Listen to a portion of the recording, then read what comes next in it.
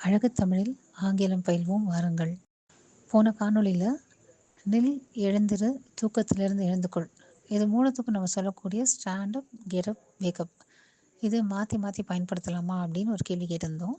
அதுக்கான விடையை இப்போ பார்ப்போம். இப்போ உட்காந்துருக்க ஒரு குழந்தைய கெட்டப் அப்படின்னு சொல்லலாம், குழந்தைய ஸ்டாண்டப்னு சொல்லலாம். ஆனால் அந்த மாதிரி உட்காந்துருக்கிற குழந்தைய வேக்கப்னு சொல்லக்கூடாது. தூங்கிடுற குழந்தைய வேக்கப்னு சொல்லலாம், வேக்கப்னு தான் சொல்லணும்.